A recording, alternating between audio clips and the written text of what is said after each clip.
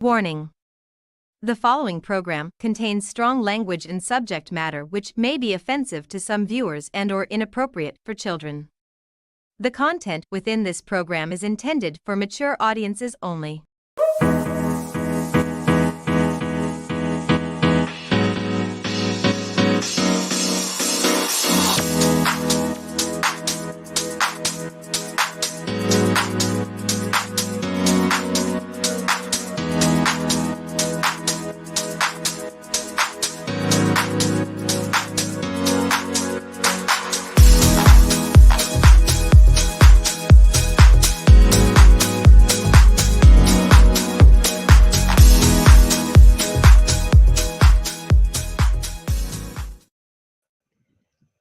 Well, hello everyone, and welcome to Inside the Drag Closet, the interactive vodcast where we talk about all things drag and some things that aren't. Who knows? We're really just here to have a good time, lip syncing along, you monster. I'm a lip sync assassin, baby. Damn right, girl. Hi, friends. Hi. We're back. Your sleep paralysis demons have returned. Here we are back to fulfill your nightmares. In honor of the scary time of year, it's It is spooky season and the ghosts are back. Boo. So, girl, how have you been? Oh, sister, my goodness. You know, it's been a very good summer. Lots of fun things happened. A lot of growth has happened. A lot of disaster has happened. But I'm blessed and I'm still here, and I'm so very glad that we are back. Bringing the good word to the children, as they say. How are you doing, my love? How are you doing? I am good. It has been a whirlwind of a summer. Whirlwind. I'm gonna get it out of the way. I was in a pretty bad car accident about a little over a month ago. But I am doing much better. Word of advice: if you're going to have blood work done, don't leave. The place I went to just let me walk out the door, and yeah, that happened. I'm not going to name if you're going to names. give blood, drive somebody else's fucking car. That part. Right. Or whatever they say on that show. I don't know. I don't know. I couldn't sit through the whole thing. If they would have just stayed up on the stage, it would have been fine.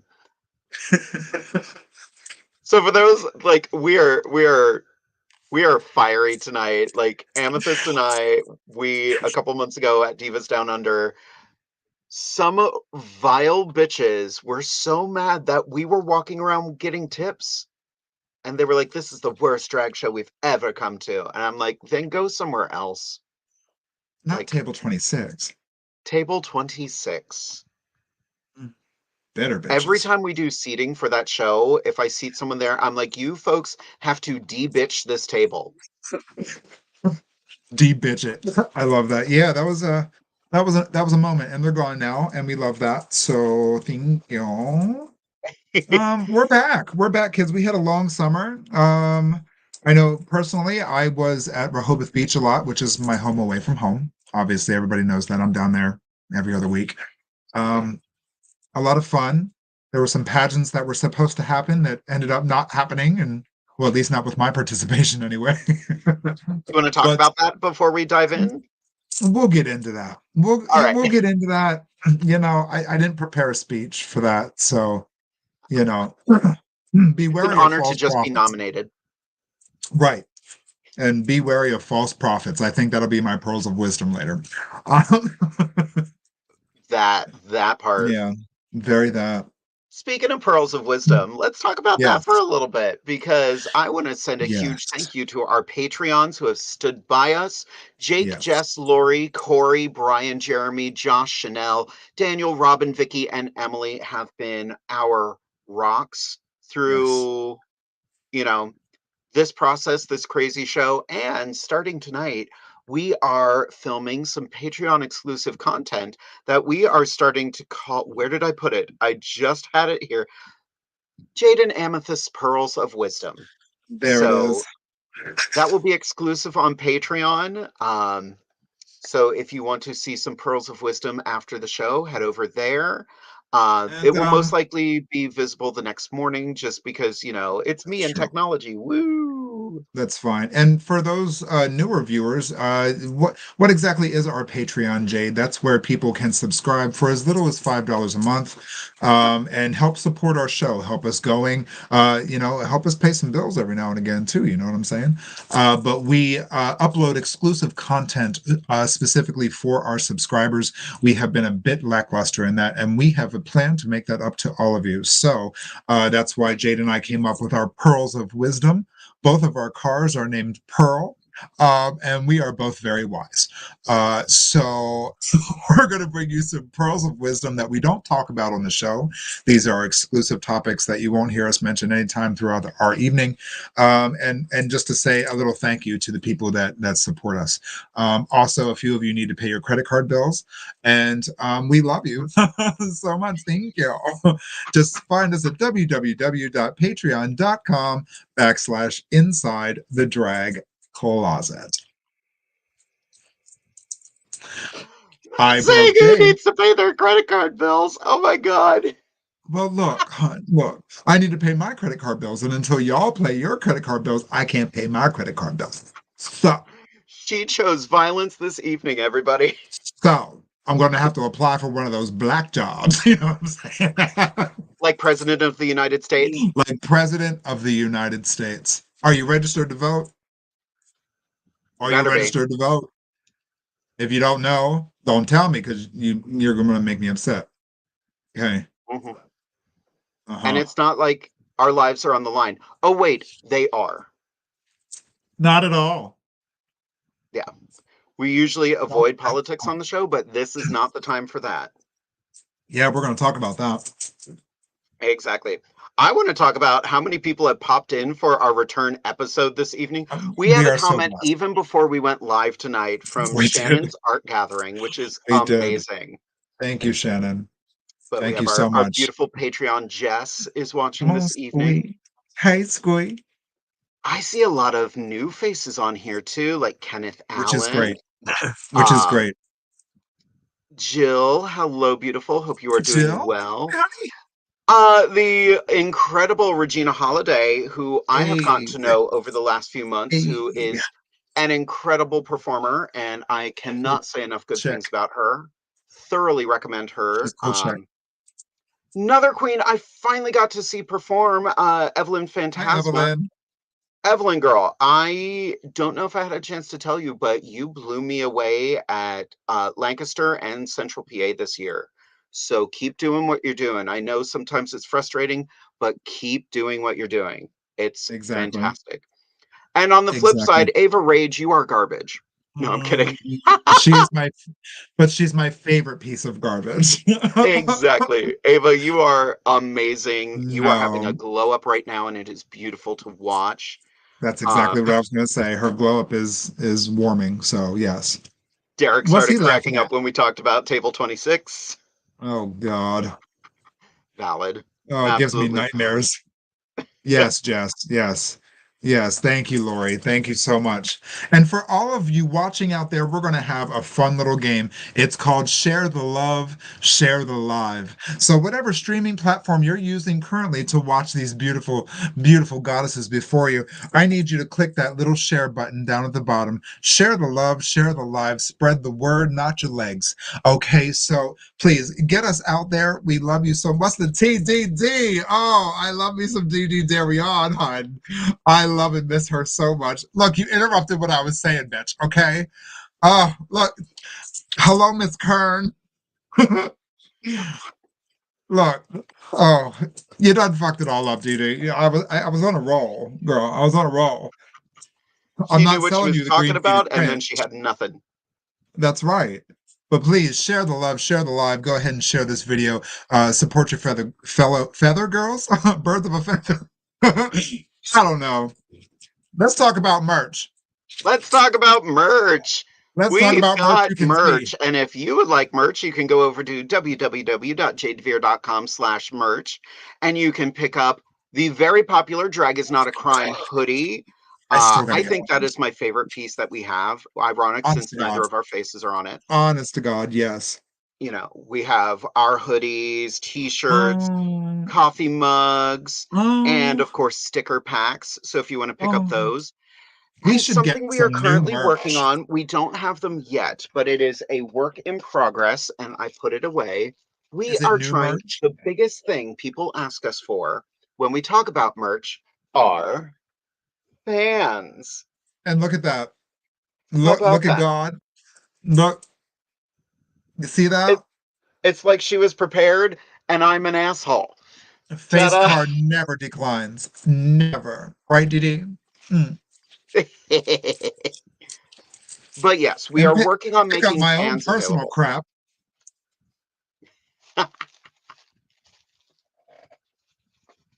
DM me for further details.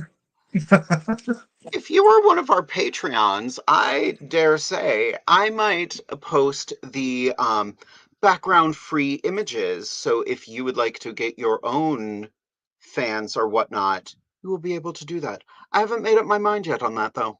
I love that. We're also going to, and Jade may not know this, we are going to start having a contest as well to win some specific merch from Jade and I and Inside the Drag Closet. So if you would like to get in on that, join our Patreon. You can join for as little as $5 a month. You can win some prizes. You can ask exclusive questions and get exclusive content just for you. $5. You're welcome to do more. I encourage it. But $5. $2.50 a piece right here. Thank you. Thank you. We love you. Jade's like, I don't know what you're talking about, but that was really a good idea. Yeah, no idea. And I love everything about it. So at this time, if anybody has any questions for us, feel free to type them into the chat. But I would like to bring in our incredible guest for this evening. To say her year has been a whirlwind is an understatement. She is Dorothy Gale up in this bitch. I've been doing improv for the last couple weeks. I can't stop myself. You got this. You got this. Oh, we already got one question. So before I bring her on, where do babies come from? eBay. Really, girl? What? Where do babies come from? What's a baby? I don't know. I already ate. Sounds gross.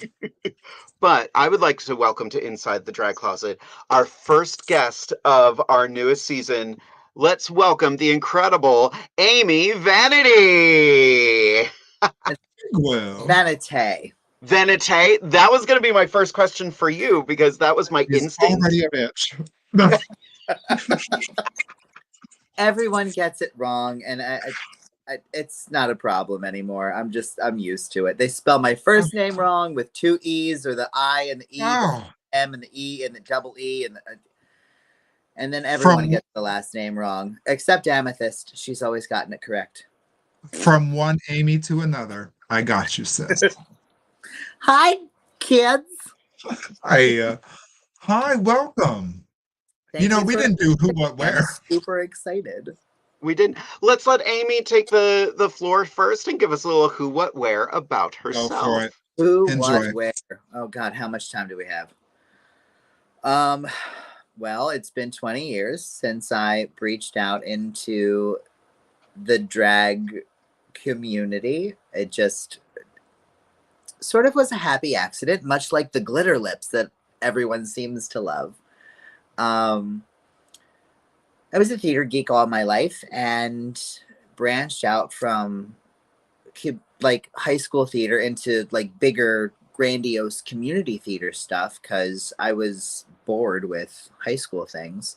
I mean, I got cast as a Nazi in The Sound of Music, and I only got to sing one note. So, not my speed. So, through meeting all sorts of different wonderful people who were a little older than me and shifting myself because I can't see what I'm doing here. Ended up learning that drag was like a career. And once I was out of high school, I started doing shows when I probably shouldn't have been doing shows in places that, you know, wouldn't have allowed an underage person to do things, but they just all kind of went, girl's good, whatever. And I went with it. And then we had one like LGBTQ establishment left in Reading, Pennsylvania, and it was starting to not, it wasn't going to be a thing anymore. So I took the shows outside of LGBTQ establishments here in Berks County and started booking them everywhere people wanted to have them, and just kept doing it. And then I heard a little hubbub, I guess 6 years ago. 7 years ago. I heard hubbub 7 years ago about it, and this drag queen story hour thing, which now has been revamped to Drag Story Hour, because drag is an art form and it doesn't necessarily have to be a drag queen. But it originally started as Drag Queen Story Hour in San Francisco in 2015. So by 2017, I was like, wait a minute, is this real? And then, oh my God, it's real. I'm the oldest grandchild on both sides of my family, and not just having to entertain kids at family functions, like also helped out with after school care programs and youth groups and other teen organizations and things growing up, like and even after high school. So I knew this was something I could put in my wheelhouse, and I stopped doing community theater because applause doesn't pay my bills. I appreciate everything community theater gave me and taught me, and all the people and friends that I still have in my close circle. But I leaned more towards the drag career and stuff. But then I also got hooked up with Reading Theater Project, and they are our professional like theater group here in Berks County. They pay you to act. What? So when I got involved with them, their first Fringe Fest that I did with, well, I'd done another project with them where they were merging the art forms together. They called it Penn Street Live. So they took different people who did different things and blended them into one show that all kind of segued into each other. It was a brilliant idea. So I was a part of one, which actually our state rep, Johnny Cepeda Fritzis, I can never pronounce her last name right. Johanna. She's an amazing woman, and I love her to death. She owns a cafe downtown in the city, and we had our event there, and they had jazz musicians performing, and then the jazz musicians brought me on to sing some songs live with them, and then I brought out the drag troupe and we did our show. And then I have another friend who graduated with my mother, who does like crazy sideshow stunts and like he's in Ripley's Believe It or Not, like cool. Like he came out and did his shtick, but then brought out my troupe, and we all stood on him while he laid on a bed of nails. What? So that was my first interaction with Reading Theater Project. My solo interaction with them, they were doing their Fringe Fest, and it was LGBTQ themed. And I took an idea from an older drag friend of mine from the community, and I asked her blessing first, because I don't want to steal somebody else's shtick, but I wanted to like evolve it into something more kind of grandiose. And she performed I Am What I Am and would take off the layers of drag until she was just kind of there. I watched her do it so many times and I loved it, but I wanted to take it a step further. Now, doing a run of a show over a weekend with the full face wasn't going to happen. So I'm like, we're just going to put on a big eye and the glitter lip, and came out on stage pretending like I was taking off the makeup as I started the song. And then when the chorus hit, the wig came off. And then throughout the rest of the song, took off every little bit, literally every single bit, until I was just standing there in the underwear. I was thinking it was going to be something like more fun and like lighthearted. I got a standing ovation every night, and there were like tears streaming down people. I didn't realize it was going to hit as hard as that would hit. So anyway, working with Reading Theater Project, I knew we had a lot of people in our wheelhouse, and I was like, someone has to know somebody in the library system when I found out about Story Hour. Turns out a librarian was looking for me and was reaching out to our LGBTQ center, Reading Pride, yada, yada. My friend from Reading Theater Project said, I have a librarian friend. Put us in contact. She freaked out and was like, oh my God, it's you. And I was like, hi, it's me. And we had a couple of meetings, and I said, what do I need? I don't know anything about like story time programming for children. You know this stuff. Just give me an outline. I play the guitar. I want to sing songs. I want to make this like a Mr. Rogers and Mary Poppins, Julie Andrews kind of like thing. That's awesome.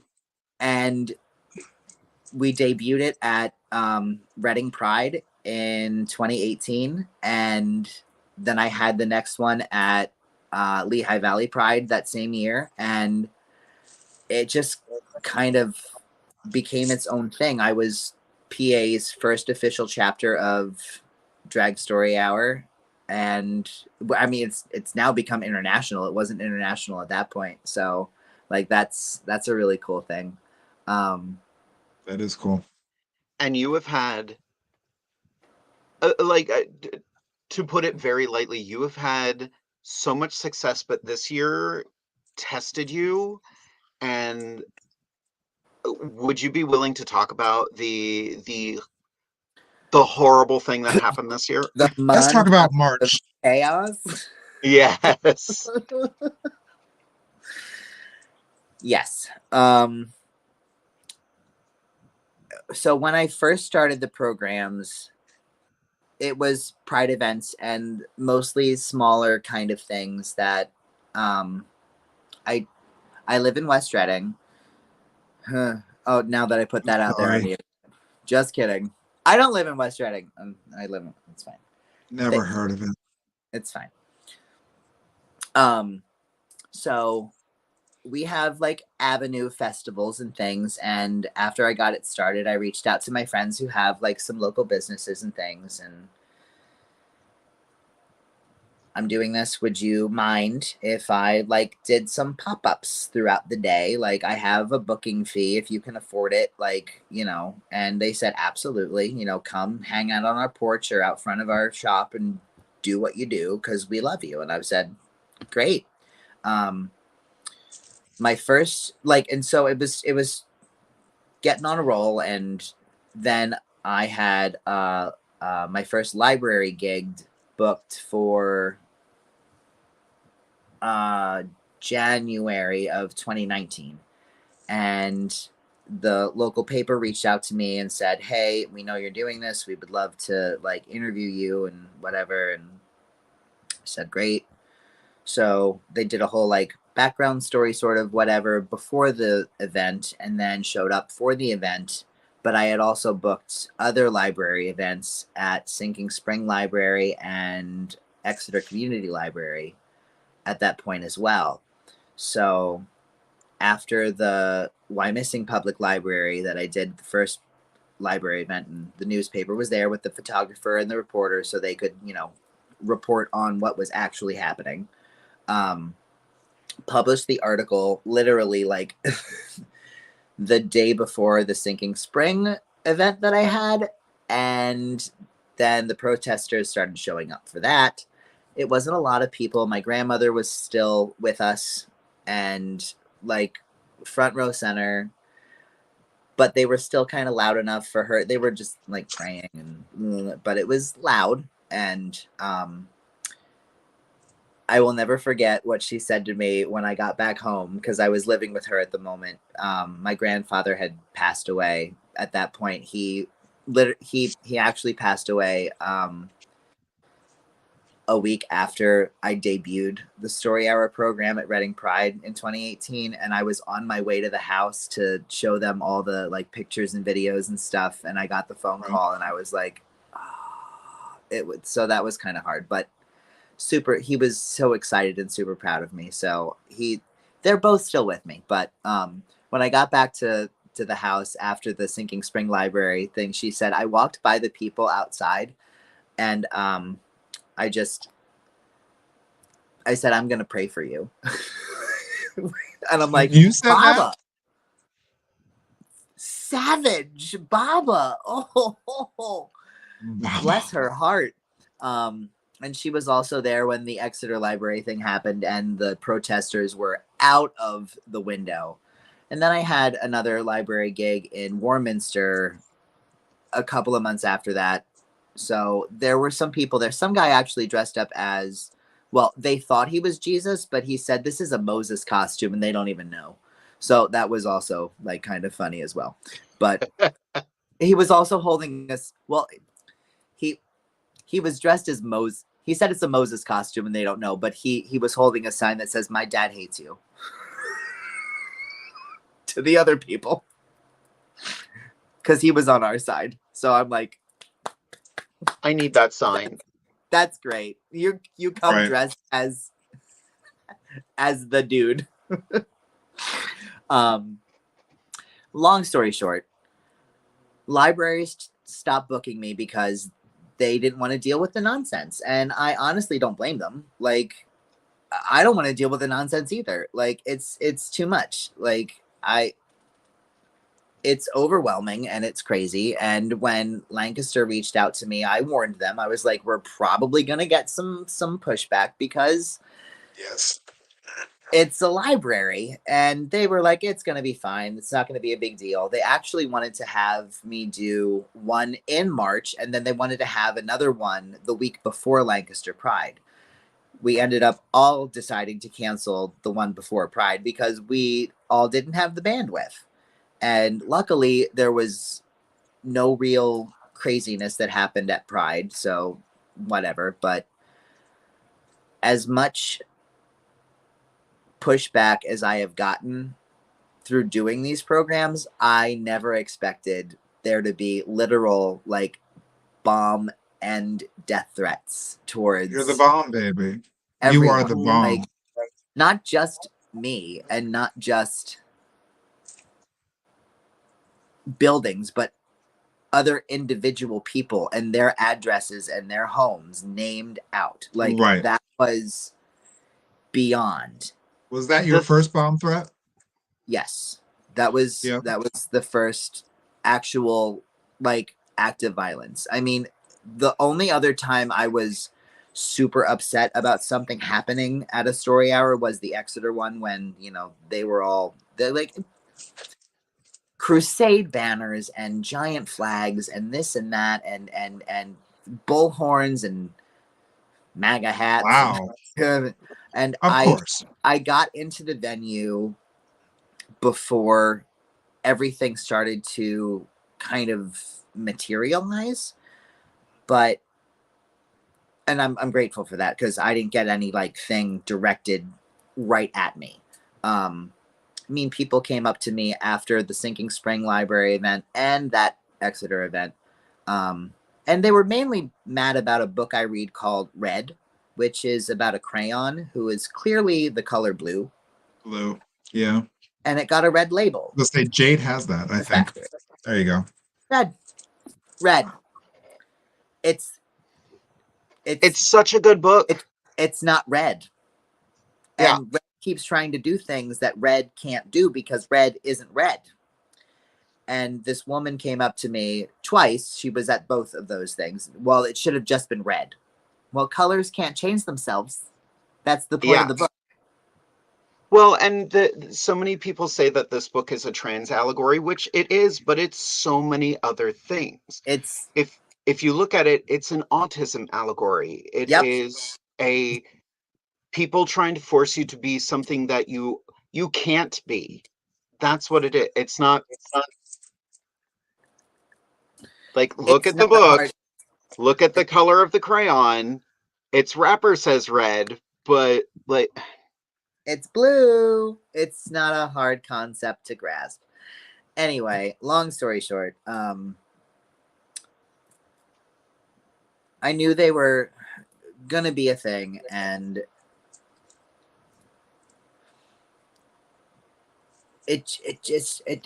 we never expected that to happen in downtown Lancaster. No. After the fact, I'm still like little conspiracy theory brained of things, and have been reached out to from higher ups of like law enforcement that are not local law enforcement, and whatever certain people want to say that it came from out of the country and yada yada yada. It didn't. I was doing a focus group thing with a news station out of Harrisburg a couple of weeks ago before the gala event and everything, and we had a log cabin Republican on that panel, and I didn't realize it was supposed to be like a political sort of debatey whatever it turned into thing, because I was supposed to be there just doing like drag stuff, art form, talking, blah blah, was what I was led to believe. And then it turned into something else that I was not expecting, but he mentioned the same thing, and the whole room kind of went, no, you're wrong. Like, good. Also, like, I don't understand gay Republicans.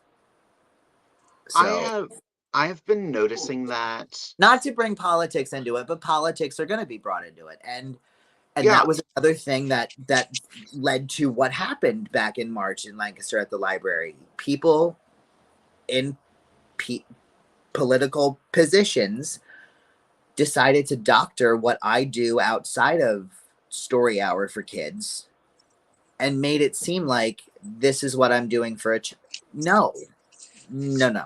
This is something I do, and it clearly states that this is what I do for not children.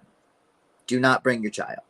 But you want to take it and spin it and make it seem like that's what's happening when it's not. And then the gays against groomers. Gays against groomers. What even is that? It's brainwashed people. It's people who are trying to make everything fit a narrative that they're trying to push. My biggest defense that I've always gone back to is, you say drag queens should not be doing story time or be around kids. Okay, your kids aren't allowed to watch Star Wars anymore. Oops. Well, why? Well, Ewan McGregor was naked in Velvet Goldmine and other movies, and I thank him for that sacrifice he made. But baby, train spotting. Thank you. Train spotting. Train spotting. Thank you, Ewan McGregor's penis. But you know, he did that, so that means he's not child appropriate. It's the same thing. Plus, it's people who don't understand the difference between drag and trans. Mm-hmm. Neither is a criminal activity. Like, neither.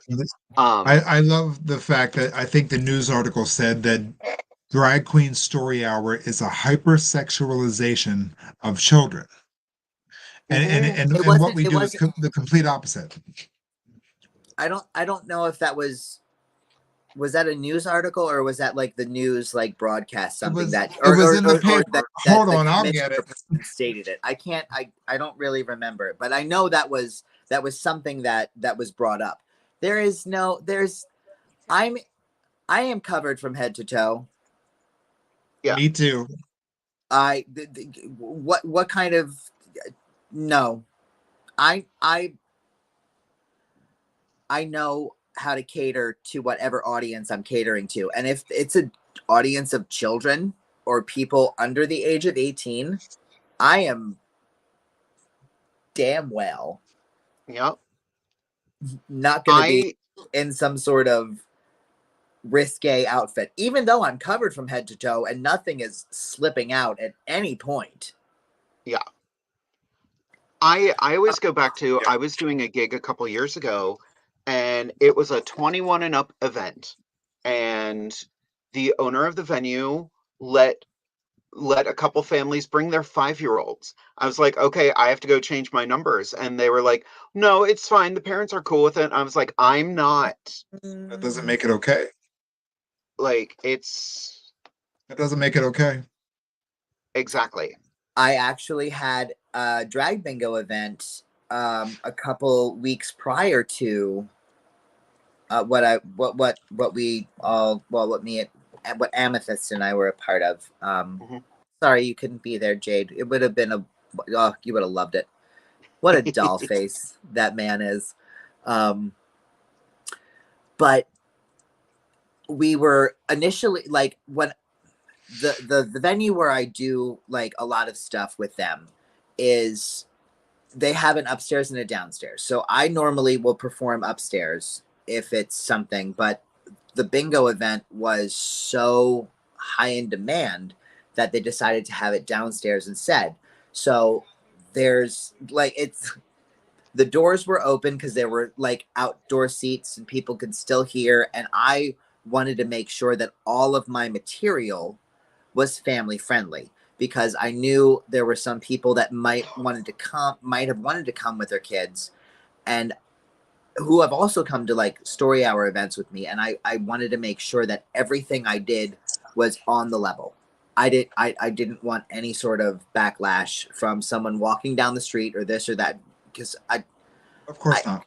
I don't know what's going on right now. Even though I feel really safe in my hometown community, I just wanted to make sure that everything I was doing musically that was going to be very loud was on the level, and it wasn't going to offend anybody lyrically. No swearing, no this, no that, whatever. Turns out no children ended up showing at the event, and I was happy for that. I think there were some people who did come that were not 21, or maybe just freshly 21.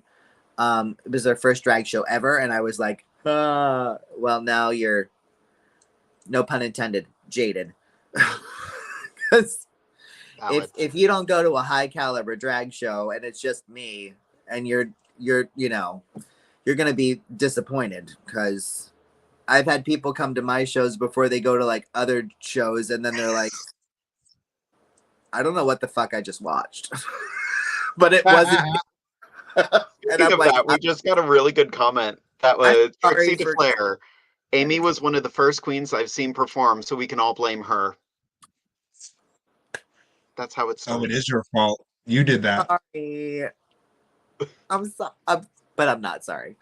That's your fault. I've been doing it for so long. I know how to entertain an audience, and I can hold an audience's attention for like 3 hours by myself. So I kind of think I know what I'm doing. Anyway, when I got towards the end of the night at that bingo, I was like, well, there's no kids here anymore. The doors are closed. It's fine. I'm going to pull out the filth. I can. So I know like when and when not to do things for the audiences that I'm performing for. And I just want to make sure, going in, I have material planned just in case. You got to be ready. I can pull something out of the back like real quick if I, need an extra thing here or there that is either family friendly or not family friendly. I did so many family friendly things that night for an audience of grown adults. You were ready to turn up. You were ready to turn it all the way up. Oh, it's what you do, right? You didn't deserve Anne says it perfectly here. You didn't deserve any of that. It's just an innocent book reading and beautiful clothing and beautiful personality, dressing however they want. And that's the thing. And that's what is so terrifying to these. Again, it's political, to the conservatives who are trying to fit an agenda and fit a narrative because they don't have a plan. They just want everybody to conform to what they want. And attack. Just divide. We're all actors, this is a costume, this is a character that we play. Like Mrs. Doubtfire, like Tootsie, like Bugs Bunny, they've all done drag. So the stop acting like it's a brand new thing. You know what I mean? It's been around since Shakespeare. So stop acting Before like it's a brand new thing. Yeah, the ancient Exactly, Greeks. Way before Shakespeare. Like, what's the offensive part? That you don't look as good as I do, or that I'm making change in the world? You know what I mean? Like, choose your battle, baby. Choose your battle. But I recently, because of all this stuff that's going on, I did get a question about it, and I am gonna address it. But like, I just started a really cool contract, and it is probably the best contract I've ever gotten. I am having a great time, but I am in drag at a theme park, and there's part of me that's just like, I'm waiting for someone to have a problem with it. I'm just waiting for the issue to come along. And so far, it's been fine. It's also a haunted attraction, so it's scary. And my character is unsettling. And I'm like, but I did have one very positive moment happen, which gave me faith in the world. My character, for those who don't know, I am currently working at Hershey Park Dark Nights. I am having an incredible time. But the character I'm playing, I get to hang out with an old woman. I'll word it that way. I'm right here. It's true. It's very true. But the character I play, I drop my voice from time to time. And last weekend, I dropped my voice to scare a family. And this little boy goes, "Oh my God, that's a man." And mom, without hesitating, is like, if she's dressed like a woman, she's a woman. Remember that. That's right. Knock those kids out. I mean, yeah. And I was like, I accidentally became trans representation, but a win is a win. Work. I was win not expecting that, but that mom knew what she was doing, and I was very happy for that. But the reason I say that is because we did get a whole bunch of questions already. Let's answer some questions. That was that one. Did I see you at Dark Nights of the meat variety? You might have seen someone who looks suspiciously familiar to me. But significantly older. A lot. At least by 5 years. Yeah. I'm having the best time out there. But from the wonderful Regina Holiday, what was the highlight of your summer? Amy, why don't you go first? The highlight of my summer. I meant Amy, not Amethyst. Oh, fuck. Oh, yeah. I've got two Amy's beside me. Well, I'm going to go pee. No. All right, you have fun, sir. All right, now she's gone and we can talk about her. No, I would never do that. I love her. Highlight of my summer. Yeah. I actually got to take a vacation for the first time in years, even though my umbrella got stolen and I had to replace it in Rehoboth of all places because it was a rainbow umbrella. And I was like, ew. Why would you steal someone else's gay umbrella in Rehoboth? Like, what? Why have your own? I got to take a vacation, which like rarely ever happens. That was the highlight of my summer, to be able to just breathe for 5 days and not work where I normally work and not be in drag, even though I like hawked myself, because I know so many people who live down there and work down there, and for whatever reason, I don't get booked in Rehoboth. Just putting it out there again. I will work in Rehoboth. Hang on to the coattails of that one. That's what I did. I'll get there at some point, other Amy. Oh, is it my turn now? Now it's your turn. Well, Yep. I don't want to anymore.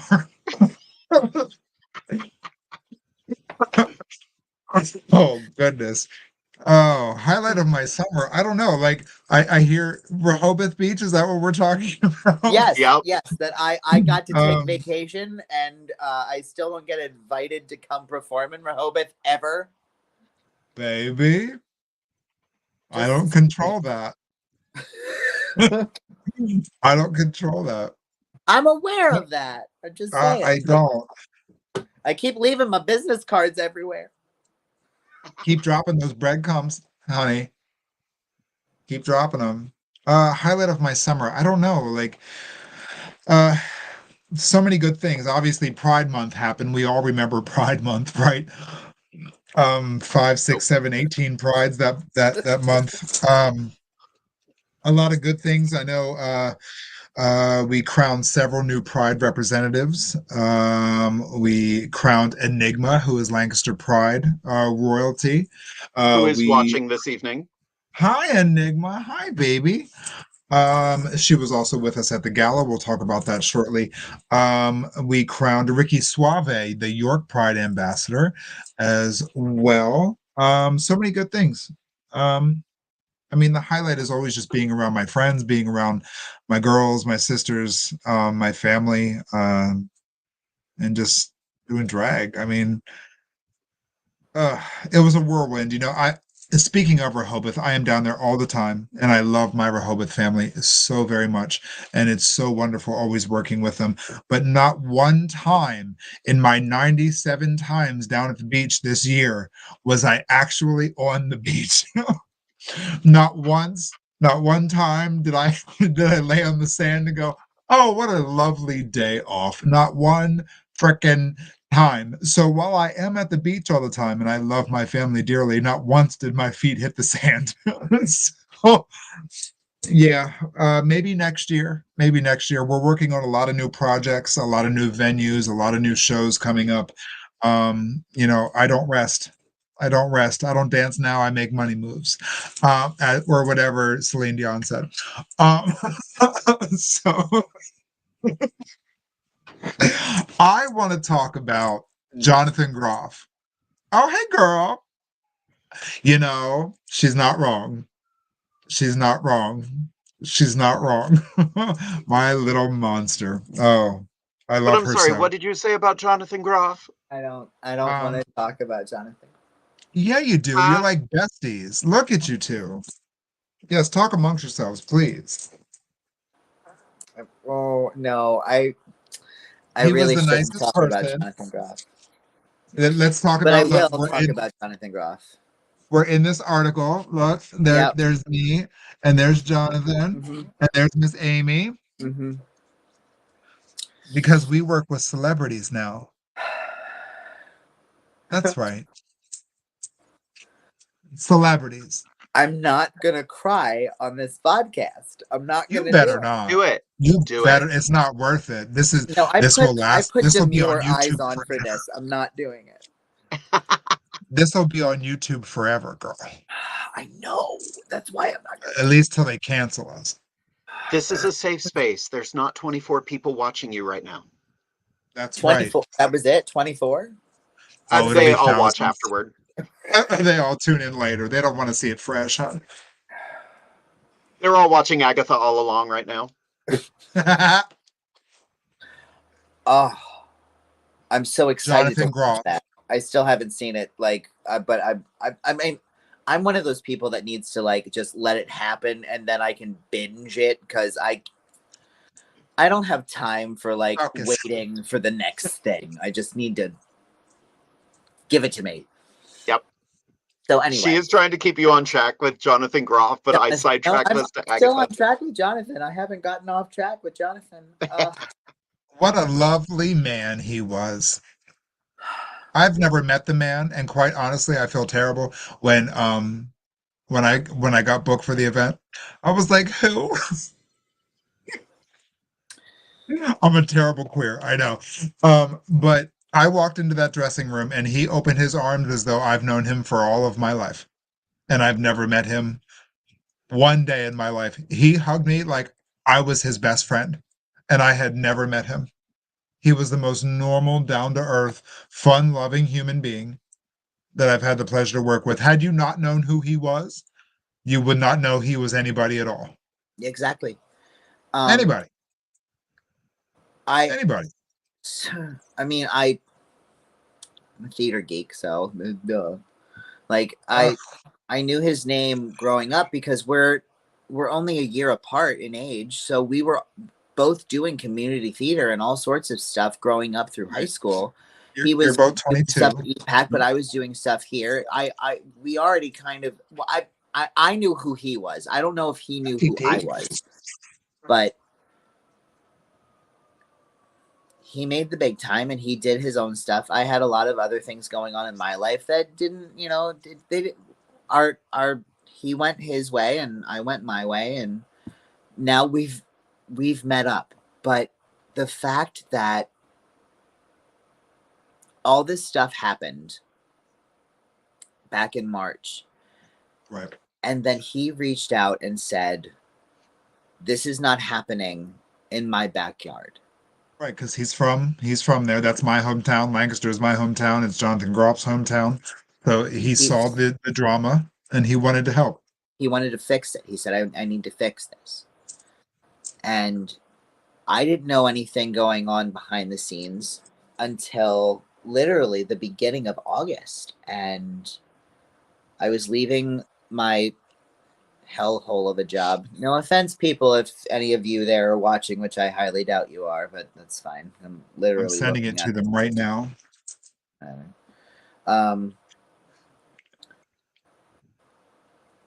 I got a call and they're like, we need to talk. And I'm like, I'm leaving work. I need to pack my stuff. I'm heading down Lancaster Way anyway, and I need to eat food, and I'll call you when I'm in the car. And I get this phone call, or I called them and gave me the whole itinerary of this is what's happening and blah, blah, blah. And he wants to perform with you. And, blah, blah, blah. And I went, yeah, that's great. That's cool. That's fine. Sounds fantastic. Cool. 10 minutes later, after I got off that phone call, I went,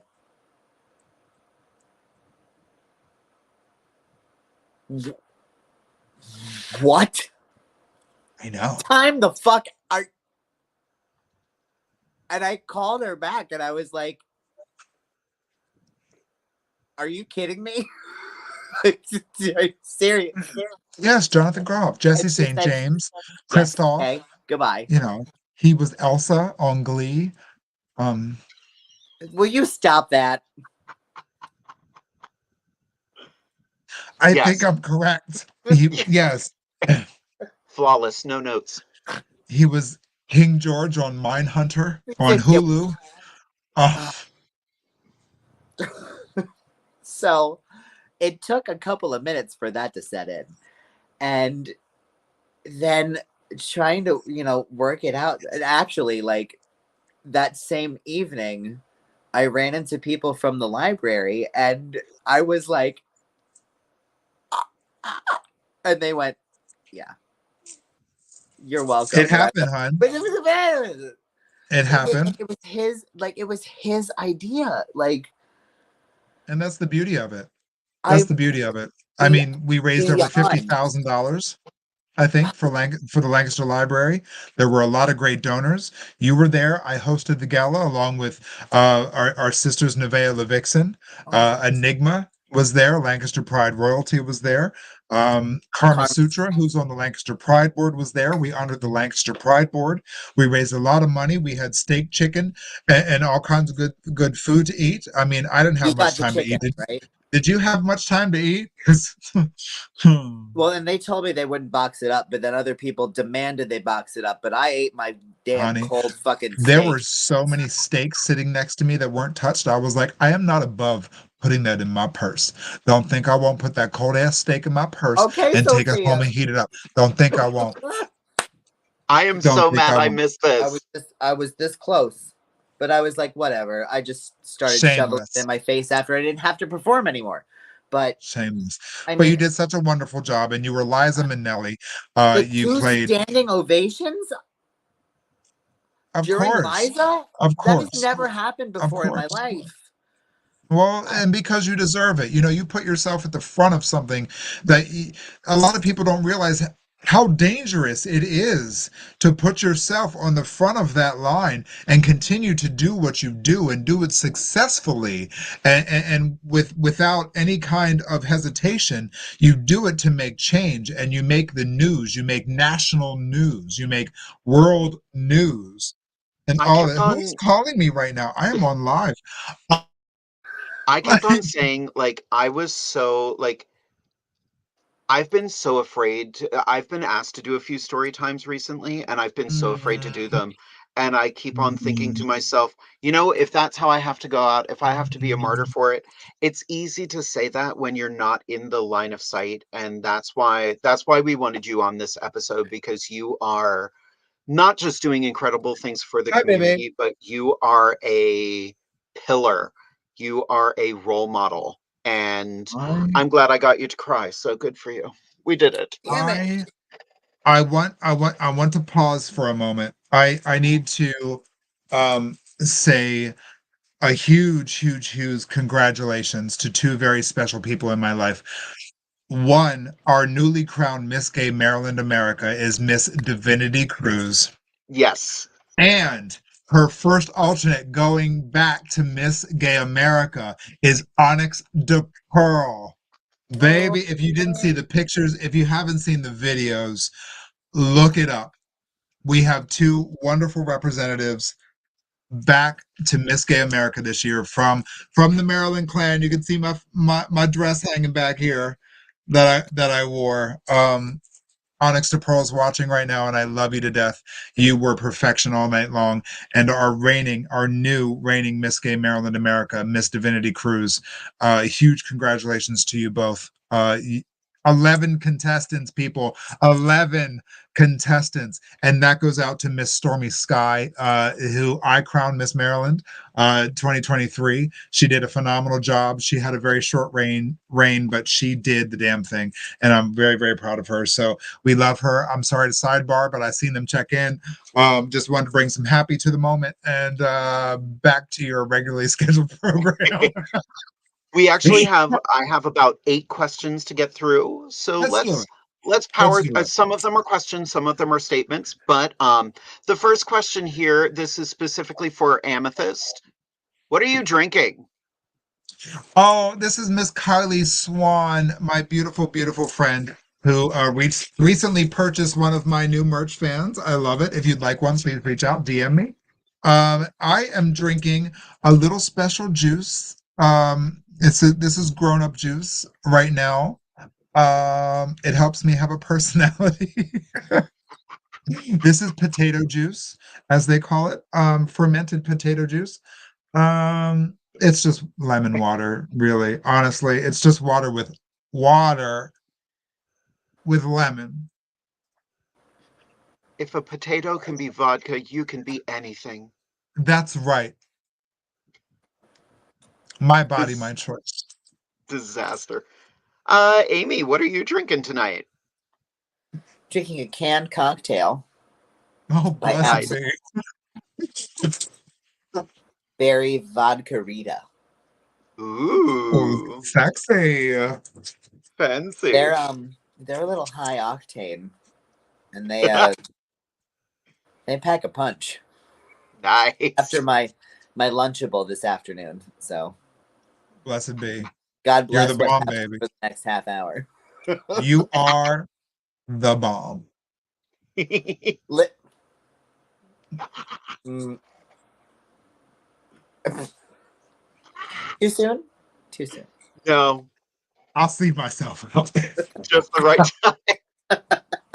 You two party animals. I'm over here getting lit on cucumber lime smart water. It's a good thing Oh, I have all this girl. newspaper on the floor so I can piddle later. Lord. Ma'am. All right. So the next question we have, because Amethyst is a monster. This is Oh, actually more of a statement. If you're ever needing to make your Storytime ASL accessible, let her know. HOD Interpreting, LLC, DBA, JT, Channer Interpreting. Fully Yes. recommend. Most of the story hour things that I do, at least at Pride festivals, they have ASL interpreters, which I absolutely love. They sit next to me. They have no idea what I'm reading, and they bang it out. I'm so proud of that, for like that Pride festivals are getting them more involved to do that stuff. Yes. It warms my heart. Absolutely. And the other thing I've also noticed with that is we have now started, and that was one of my main suggestions with what we just did over, the last, not this week, the weekend before. My soulmate, well, no, I'm his soulmate. He said it first. I didn't say it. He said it. You said it. No, he said it. He said it first. I didn't say it. It was that. I'll say it. It came out of his mouth. I'm putting that back out there. It came out of his mouth. No pressure. Mercy. Mercy, Lord. I'm adamant about live streaming my story hour things because we have neurodivergent people and children with autism and loud things, and like I want everyone to be able to access what I do. So whether you have a hearing disability, or you're blind, or you have a sensory something, like I want this to be accessible to literally everybody. This should be free, open to the community. Everyone is allowed to enjoy this. Like, so yes, like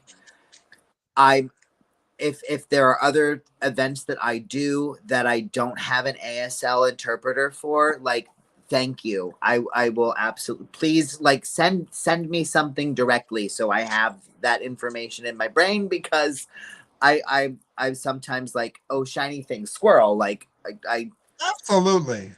Absolutely. And the best thing about Miss Danita, the best thing about Kimberly Danita, not only can she sign and do ASL, but she does a mean Patti LaBelle, baby. She can do a mean Patti LaBelle. So she's going to sign. She's going to kick off one shoe, roll around on the ground, and and sign to those children. As long as there are backup singers, baby. Yep, she's gonna take it to church, and everybody's gonna know what you're talking about, baby. Where are my backup singers? Oh, but I felt so bad for her. Poor Patty, when that happened. Baby, she all right. She gonna be all right. She gonna be all right. I think she'll survive. All right. Now, this next question, I will say at first, I wasn't sure if this was trolly or not, but I actually think it's a very important question to answer. I think I know what you're talking about. This is from Jason. How does an ugly fat guy like me look as good as you girls? Makeup and confidence. It's just makeup, honey. This is just paint by number. This is just very well placed cosmetics. That's all it is. And don't ever degrade yourself by saying that you are ugly, baby. We come in all shapes and sizes, and you are valid and you are beautiful. So number one, it comes from within.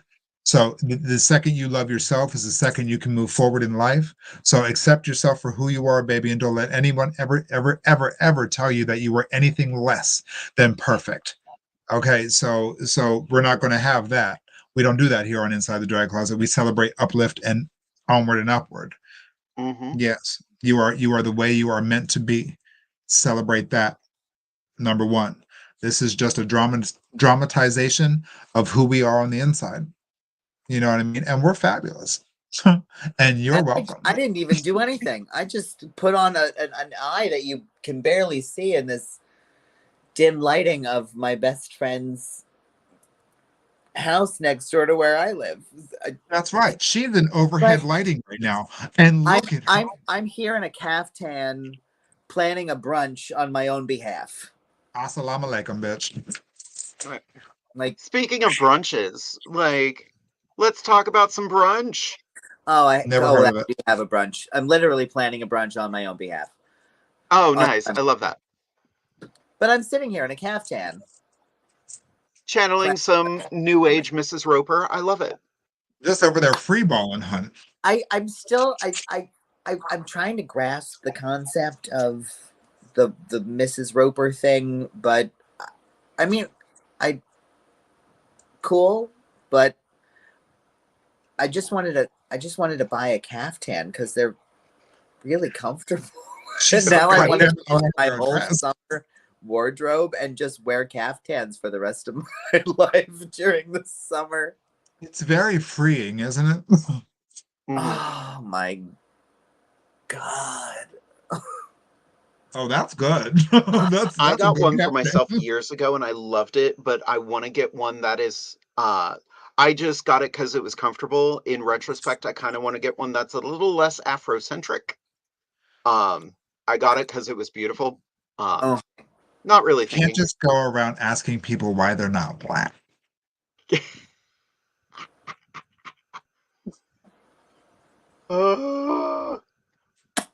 why she hired me. You got yours in Rehoboth? I did.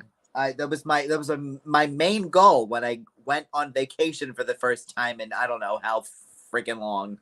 I was like, I am coming home with a caftan. I know I'm gonna find one when I'm in Rehoboth.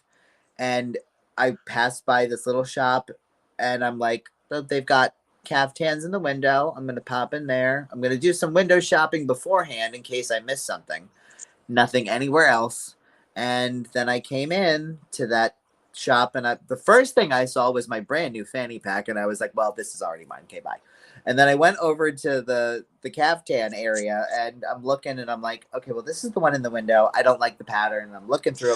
I didn't like anything. And the one that I am now wearing was buried in the middle. It is all of my colors. It is green, blue, and purple tie-dye. And I'm like, sold. And the girl was like, can you try it on? And I was like, probably not, but just for shits and giggles. That's okay. Let's see what they look like. Did we answer all of our questions? I already knew I was walking out with it, so no. And now I just want to I'm getting I keep saying caftan every time, and then people are like, "Oh, I like your dress," and I'm like, "It's not a dress." I'd like to talk about the difference between caftans, sarongs, and saris. Well, it's so wrong. I'm sorry. But who doesn't love a muumuu? No, but they're all different. They're all different. Yep. And now I'm getting all these ads for because your phones don't listen to you. The hell they don't. Nosy bitches. The hell they don't. After my car accident, all I had was car ads on the TV, and I was like, excuse me. Right. Rude. She got nothing but airbag advertisements. Right. And so I got new boobs. So she got new titties. All right, we have five more things to go through here. Let's get through it, Jesus. Right. The next one was from Kylie again. Hello, my name is Kylie, and I'm glad I'm here. And of all of you, I'm very grateful for my sister Amethyst and Jade DeVere. And I was born with a really rare muscle disease, and I'm very grateful for my LGBTQ family. I love you all so much, and I wish I could be in your stream, my love. You are, my friend. Kylie is a very special friend of mine, with a very special scenario, and she has recently embraced her new trans life, and we celebrate her fully.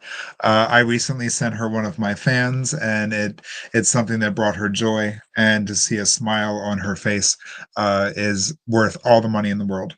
And we love her and we celebrate her, and we are so grateful for her tuning in and watching tonight. So Kylie, on behalf of all of us here at Inside the Drag Closet, thank you. We love you. We see you and we celebrate you. So thank you so much, my friend, for watching. We love you. Yeah. I was just looking at her pictures and just adorable. Looking fantastic, Miss Kylie. Absolute sweetheart, living in her best life. Mm-hmm. Yes. The next one here, I pulled this one aside because I think it's a good conversation starter, and it's actually something that gets me kind of heated. So I'm like, we're gonna have a chat about something. Ooh, and kudos to Ava Rage for posting this. When you promote a show for a family-friendly event, you have to keep everything family-friendly. It's not that hard of a concept to grasp. Common sense, unfortunately, isn't that common anymore. Ava, we've said it before and we'll say it again. For such a young person, you have such a I love her. keen insight. Yes. She's being One raised thing, by good people. oh yeah. Your mother Chastity is doing the Lord's work. She's being raised by good people. But there is nothing that fires me up more than performers who will attend an all ages event and do things that are not appropriate. Like Because Hempfield High School. sadly, like, while Amy knows that balance, there are so many people in our community who just want to do what they want to do and they don't give a damn about the consequences. You know, you Right. knew what you were bringing your kid to. No, if it's advertised Right. a certain way, like I was talking to, I went to a Central PA Pride board meeting. And during that board meeting, I asked, you know, who was checking everyone's music, because there was a performer who performed a beautiful song that had 3 F-bombs in it. I'm sorry. And I'm like, and it was Amethyst. No, and I was kind of like, you know, the performance was great. It was wonderful. But that crossed a line. You know, people were coming to an all ages event. And made headlines. That made headlines, you know, and that one like, at any given moment, we are under a microscope right now. And Constantly. all it takes is one little slip up to make all of these terrible people go, see, told you. See, told you they were terrible people. Yeah. Oh, bye. And that was one of the things that when I was on that focus group, whatever I just did, you know, the log cabin Republican dude, who, by the way, this is another thing that kind of bothered me. And I didn't even realize it until I think right before the focus group started. The PA representative wasn't available. So they sent the one from Maryland. And he was all kind of butthurt because they pulled his, he had a Miss Gay America, something, maybe Amethyst knows who this person is. I'm not sure. He was all butthurt because like they pulled his thing from him as whatever he was doing the pageant system, and because they found out he was a Republican. Well, like, but we don't know. Why would you even be shocked by that? Like, first and foremost, and I don't know if you two have watched or if anybody else watching right now has seen that focus group thing that happened that we did, but like he said something along the lines of, well, what happened in Texas when they did this story hour thing that like was in a bar and blah blah, and I'm like, well, that's them, and they were stupid, and like, and he kept doing this, so like, we're our own worst enemies and blah blah blah, and we just wanted, but you know, when the drag queens are doing splits and this and that and outfits on a stage in front of blah, and I'm like, so actually what has been going on right now, because this has become such a high topic of conversation, is if we know who you are and what you do, we don't want to edit who you are as a drag artist. Your art form is your art form. Absolutely. If we know that you are not family friendly, we're not going to book you at family friendly events. And that should be cater obvious to the audience. We still respect you. We will book you for other things that we do, but we're not going to book you for family friendly events. We're not booking you for Disney. We'll book you for HBO and Cinemax. Know your audience. No, and if that's not your audience, then it's not for us at this moment. We will give you your time and your space for everything else that we would feel you fit into. Like, but stop fighting your community. Well, stop fighting. And for Pride events, it's tricky because usually Pride events ask for people to sign up and ask for volunteers. And I almost feel like there needs to be a vetting process for it. And I've started to notice this with a lot of different Pride events that I've been working for the last 4 years. Like, I know I'm safe, but like, if you can't present something that's family friendly, like, it's not their fault or your fault, but they'll book. And honestly, the performer I'm talking about, the performer I'm talking about, the number was adorable. The number was great. And I hate that one word kind of crossed the line, because the way they performed it was family friendly. But that one word was kind of and that's why, like, I won't say the performer's name, because, you know, I loved the performance, but it had 3 little F-bombs in it. Right. And that's a common Pride thing. You know, there's at every Pride, there's always that performer who's going to do I'm going to do my art and to hell with the consequences. I'm like, well, you're making it harder for the rest of us. Exactly. You know? And you know, those moments are admirable. You know, we as a queer community have made our history based off moments like that. You know, moments where the brick was picked up and it was the option of, am I going to hold this or am I going to throw it? Right. Yes, those moments happen. But in today's society, we have to acknowledge those moments, take a step back, evaluate what we have in our hands, and see the power of A and B. They both have significant power, but one is the obvious choice. So you can be right without being wrong and without diminishing who you are as an entertainer or as a member of a certain community. Yep. That's the difference. That's the difference in those moments. That's the importance of those moments. We're not trying to take away from anybody's art. Nope. But there are times where you can make a difference, and there are times where you can make a difference.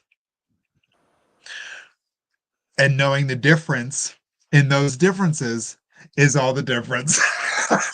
Sorry, I had to run with that. I'm sorry, I had to go with it. Very intrusive thought, Juan. But it is. You know, look, we as queer entertainers, we as queer entertainers of color, we as a leader in the community, we have to know how to decipher those moments because they will make or break our future. And this comes from experience.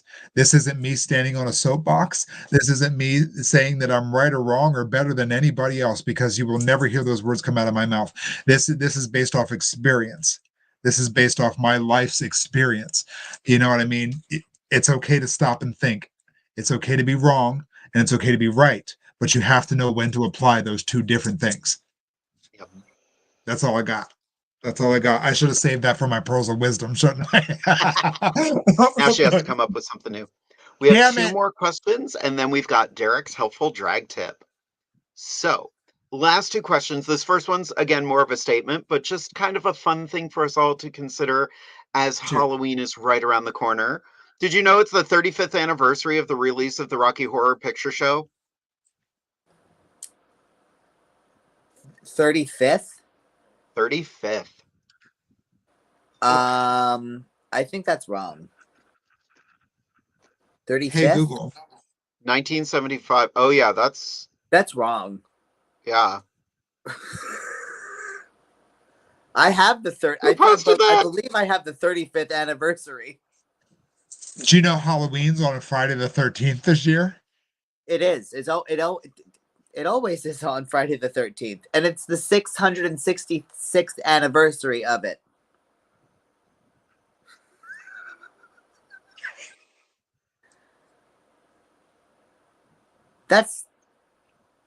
I'm 38 years old. Thank you all for tuning Horror in tonight. is not 35 years old.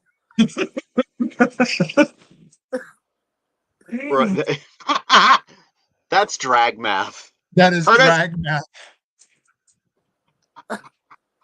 That is drag math. I mean, I've been doing drag for 20 years, but I'm only 24, so that's fine. That's valid. Right. I've been doing drag for 25 years and I'm only 22. So yeah, drag math. That's drag math. Hooked on That's not phonics Rocky Horror did not work for us. No. The school systems are doing great. We didn't graduate college. We became drag queens.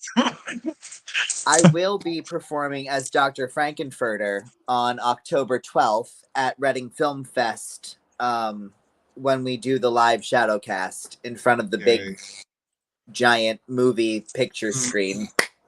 Nice. So if anyone's available to come and see a live shadowcast of Rocky Horror Picture Show starring me as Dr. Frankenfurter, tickets are available probably very soon if they aren't already. That will be October 12th at, I believe, 10 o'clock or 10:30 or something. Dorian Gray, you are going to die in 3 seconds because you are not where you're supposed to be and you are a menace.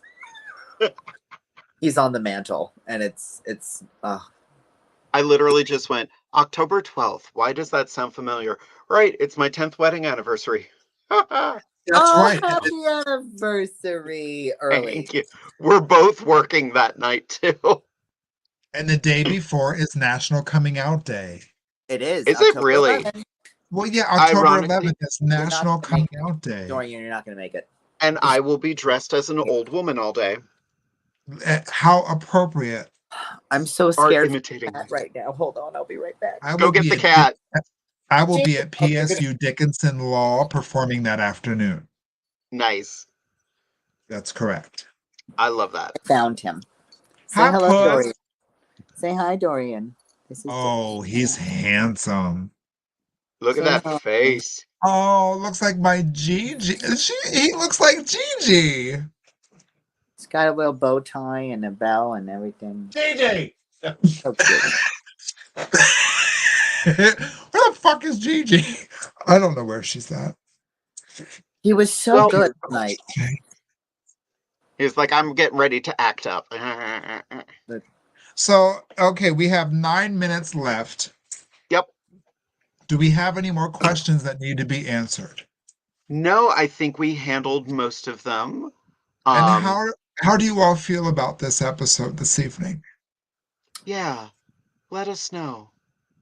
While you're typing those comments in, we're going to go through Derek's helpful drag tip.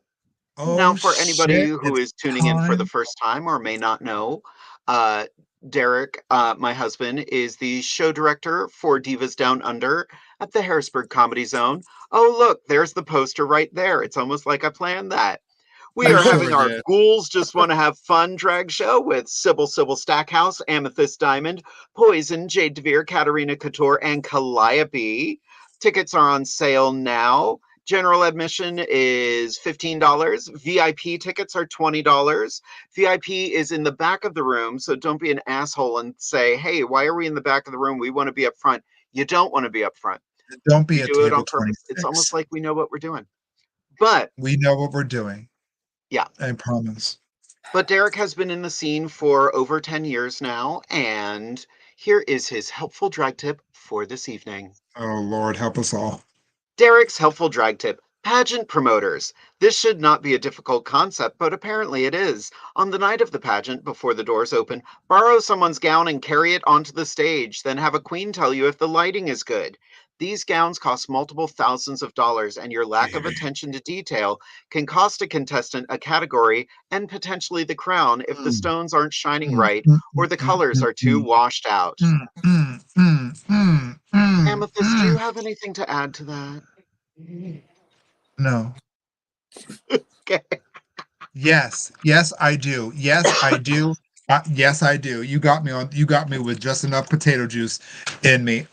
So yes. Yes. Us pageant queens spend tens of thousands of dollars on our Swarovski crusted garments. when we put a lot of time, money, and effort into competing for such things in which you are promoting, it is important that you center your attention around those people who are offering their time, money, and efforts to compete for your pageant. So if you have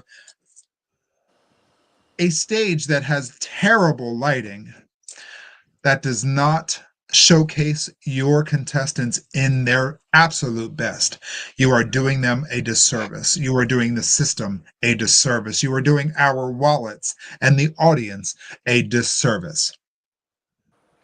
If I'm spending $5,000 on a beaded, encrusted Swarovski gorgeous piece of art, and there is not a spotlight in which to shine on every single bead and stone, you are doing us a disservice. So do better, pageant promoters. Do better. And realize it is not about you at the end of the day. It is about the people who are putting their best efforts and their money, their hard-earned money, on the line for your pageant. Do better. Also, don't be a Republican. That part. Which is another reason why, you know, like, well, what was your system promoter, whatever that person did who was on that panel with, like, he just wanted to talk over all of us, and I'm like, that's not my fault. Like, he looked directly at me, and I was like, I know a lot about pageant systems and this and that and whatever, but that's no excuse. They don't want you there. No excuse. So why did you even think that would be a thing? So well, and it's such a weird concept right now, just because this is going to sound weird. I'm going to defend the Republican Party for a moment, because the Republican Party has been taken over by MAGA, and MAGA has become such a weird thing. Okay, so and the sliding scale. And even in that, like, when I first heard that, you know, they were waiting to hear back from the log cabin, I'm like, all right, they're not really bad. Like, we're kind of on the same level. We all are fighting for the same sort of things, and that was why. Well, I'm only in it for fiscal reasons, but they didn't support, you know, that person in 2016. So I'm like, oh, they're moving in a good direction. Well, they're supporting him this year, and I went, you've all been brainwashed. And that's everybody got the brain worms. I don't want to hear it. JD Vance went to a grocery store and complained about the price of a dozen eggs. While holding 2 dozen eggs, he was like, it's $4. And people are like, for a dozen, the price tag is right behind you, you crouton. You can't trust those Davenports. And fun fact, the Hillbilly Elegy, I believe that's the name of the movie. It was a Netflix movie starring Meryl Streep and Amy Adams. And a young boy who lives here in Berks County who played young J.D. Vance. This movie came out several years ago, and I haven't reached out. I know his mother very well. I know him, but he played young JD, because this is a book that he wrote that got turned into a movie. Or not Meryl Streep, I'm sorry, Glenn Close. It's Glenn Close, Amy Adams, and this young boy who I'm not going to mention. I believe he's still like a minor. But I know his family. I know his mom very well, and she is a very hippy dippy type of person that does not follow, like, so I'm assuming it was just like, there's a movie that's being made, we audition, we do what, blah blah. And I'm not even sure if the movie, because I haven't seen the movie, so I don't know if it was like sort of meant because they're not believing like the true aspects of why this movie was, or why the book was written. But there's so much contradiction between all of that stuff happening right now, and I haven't reached out to them to be like, how do you feel like with what you filmed with this at the moment back then to what is happening now, like, right. Lord have mercy. Like, yeah. I've met the kid a couple of times, and he's a good kid. He's a musician as well. He plays in a couple of bands and does some stuff. Like, he applause all around, but yikes! Like, Yikes! You portrayed this dude as a child on film. I'm right here. Now this dude is duding. This dude and doesn't believe in stuff and keeps knocking it all like, oh, that's not really. Yeah. I'll just make up lies on purpose because it gets attention. JD Vance went to Hershey Park and couldn't handle the coasters. That's my take on that. Thank you. Talk amongst yourselves. Exactly. 555-4444. We'll talk.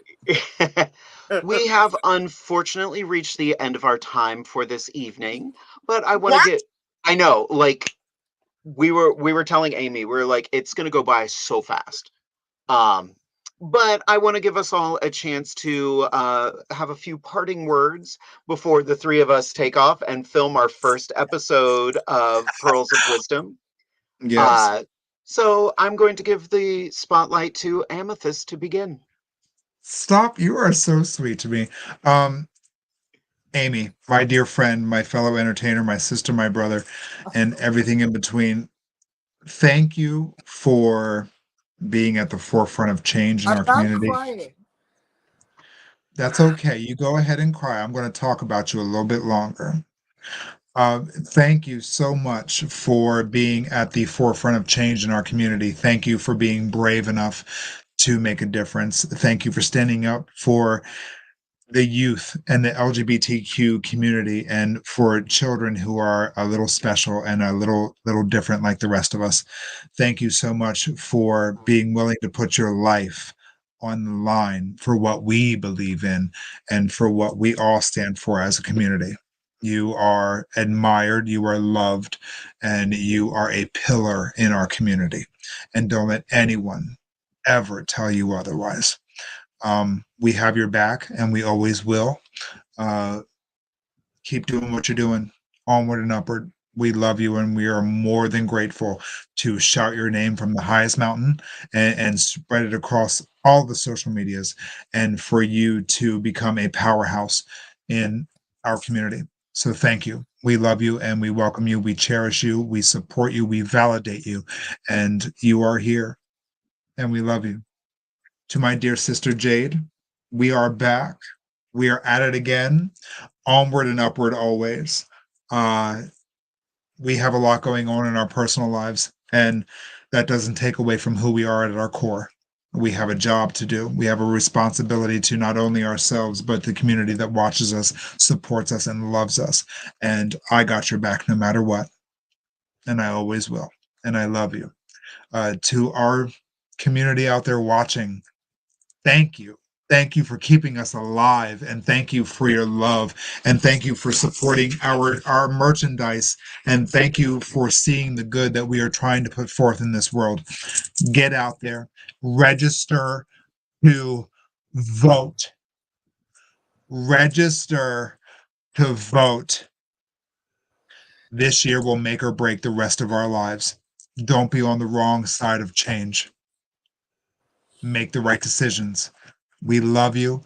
We support you. We are here for you. And I'm so grateful to be back and a part of this great team.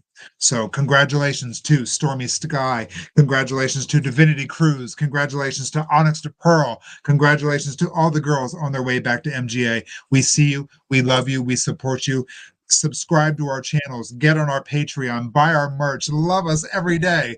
We love you. And we are family and we are one. Thank you. We'll see you in a couple weeks. I love that. Miss Amy, anything to add to that? I love you both so much. Thank you for having me on tonight with you. It means the world, and everyone out there, thank you also for supporting me and not backing down and continuing to show up when I do the things, because I'm just trying to make the world a little bit of a better place by spreading kindness and love. And you are.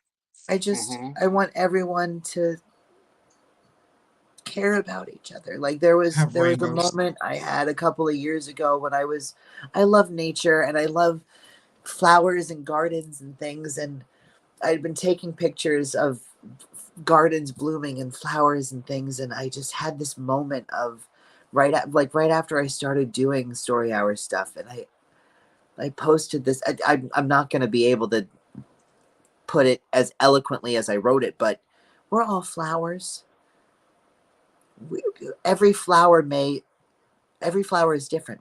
Some flowers may look alike, but no two flower is exactly the same. We all need this, but we all need the same stuff we all need water. We all need light. We all need oxygen. We all need love. We all need care. We all need kindness. Absolutely.